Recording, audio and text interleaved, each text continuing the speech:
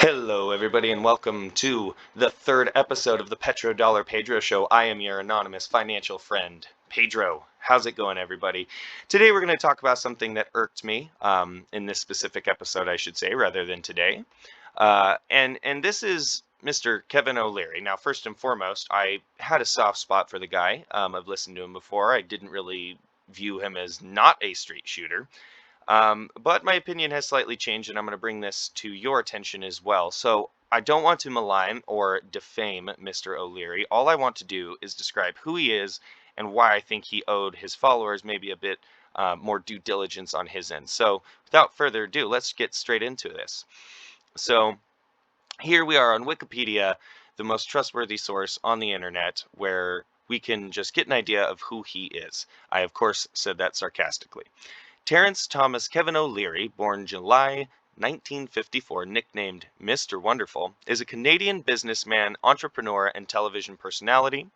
Over here you can see a picture of him from 2012. His monikers are Mr. Wonderful and Uncle Kevin. Very familial and heartwarming stuff. So let's pop over here to Mr. O'Leary describing why he likes FTX. Download an app on your phone and do that. You have to have it built into the infrastructures that marks to market by the second, like a stock or bond does. Your compliance department can see your position every second. At the end of the day, reports it to your external auditors. They sign off on your statements, and it goes off to the regulator. There is no infrastructure for that yet. So FTX is the largest and has the most invested in building out what I call institutional grade compliance. So I've been able to do that. I've been able to structure a situation where I can manage now my own portfolio on an FTX, and I'm starting to build up from a 3% weighting up to 7% in my operating company by the end of the year, and I'm going to be using FTX to do it. So I feel very comfortable endorsing this product for what it provides as a service, and how it can help someone like me and thousands of other institutional players solve for this compliance problem. It boils down to, I get the best service, I get access, all that, but it's compliant. And that is what I have to care about first. So there you have Mr. O'Leary describing why he believes FTX is the go-to exchange, right? Remember, building out institutional grade compliance, right? You need to really keep that in mind as we go forward. All right, let's go to the next clip. This is Caroline Ellison, the head of Alameda Research, who is basically dealing with all the trading for FTX. It's a very complicated story, so let's allow the story to redo itself. Yeah, absolutely could pull it off without my math degree. Use very little math. Use a lot of elementary school math. Being comfortable with risk is very important. We tend not to have things like stop losses. I think those aren't necessarily a great risk management tool. I'm trying to think of a good example of a trade where I've lost a ton of money. Well, I don't know. I probably don't want to go into specifics too much with that.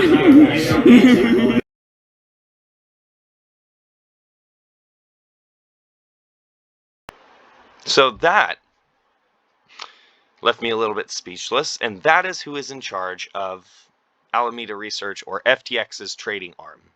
And say what you want about her, that's who she is. Now, over here, this is my favorite. This is Sam Bankman-Fried describing the Ponzi scheme that is FTX. And it just blows me away that this was described before the collapse. Build the box. And in practice, this box, they probably dress it up to look like a life-changing, world-altering protocol that's going to replace all the big banks in 38 days or whatever. Maybe for now, actually ignore what it does or pretend it does literally nothing. It's just a box.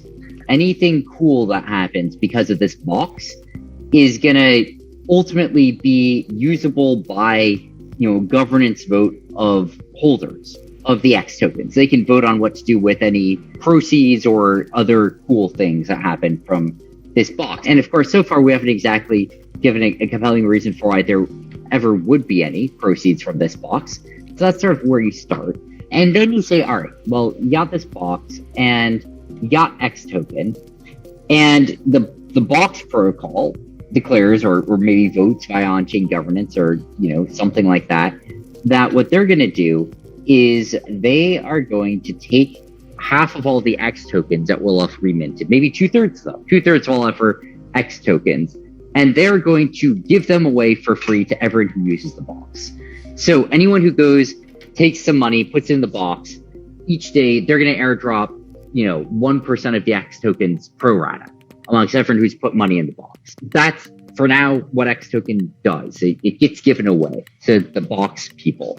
And now what happens? Well, X token has some market cap, right? It's probably not zero. Let's say it's, $20 million market cap. And a bunch of arbitrageurs from like first principles, it should be zero, but okay. Sure. Okay. I completely reasonable comment. That's not quite true, but when you describe it in this totally cynical way, it sounds like it should be zero, but go on. Describe it this way. You might think, for instance, that in 5 minutes with an internet connection, you could create such a box and such a token, and that it should reflect it should be worth $180 or something market cap for that, that effort that you put into it. In the world that we're in, if you do this, everyone's going to be like, ooh, box token. Maybe it's cool. If you bought a box token, that's going to appear on Twitter and it'll have a $20 million market cap. It shouldn't have any market cap in theory, but in practice, they always do. Okay. That's right. So, and obviously already we're sort of hiding some of the magic in that, right? Some of the magic is in how to get that market cap to start with, but whatever. We're going to move on from that for a second. So, X tokens being given out each day. All these sophisticated firms are like, that's interesting. If the total amount of money in the box is $100 million, then it's going to yield $16 million this year in X tokens being given out. So right there, he's describing that basically, there's value. Because there's somehow value. In other words, there is no value. Like he just said, in theory, there should be no market cap, but there is. And so that is the entire game FTX is playing. And this was said beforehand. Now let's go over to Mr. O'Leary talking about wanting crypto regulation now. This is from Bitcoin.com. What's going to happen now is there won't be another situation like this for institutional investors ever again, O'Leary exclaimed, adding that institutions will not invest until the industry gets regulated, whether it's by the SEC or other regulators. He revealed, what I'm going to be doing is I'm going to fly to Washington and I want regulation. I want it now. No more delaying. I think this puts tremendous pressure on the SEC.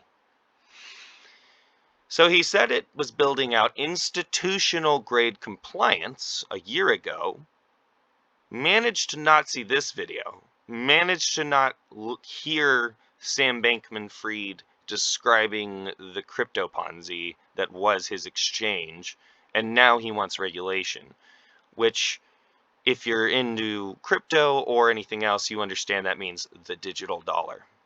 And all of this is coming from Mr. Wonderful Uncle Kevin.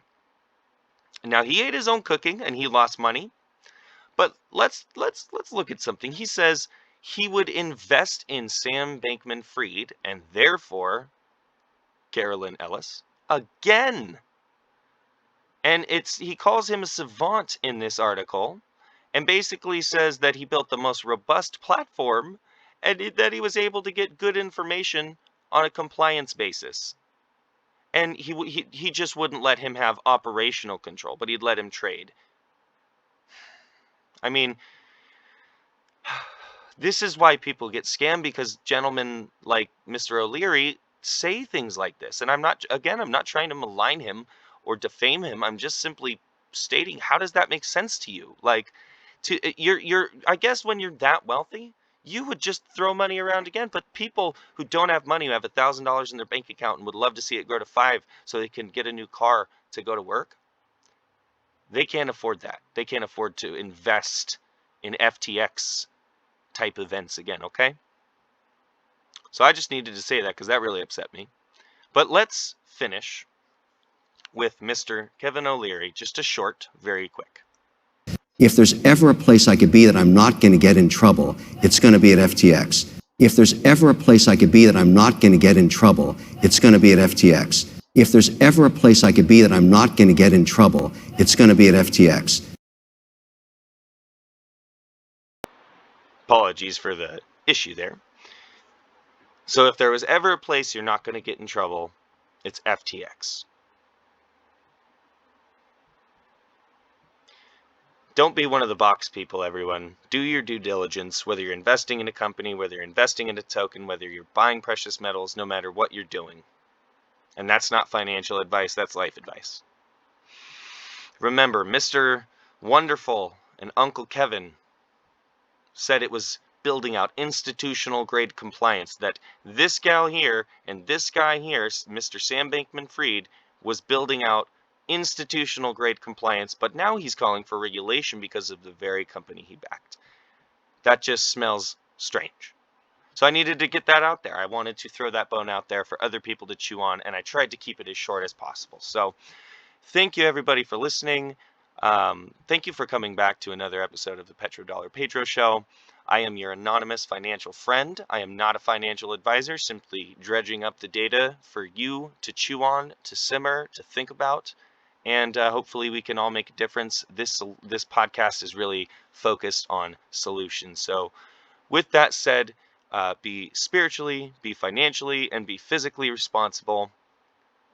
Be brave, get out there, do what you can to make a change in the world, whether that's just a smile and a handshake or, just whatever it might be. So thank you so much for listening. Pedro is out.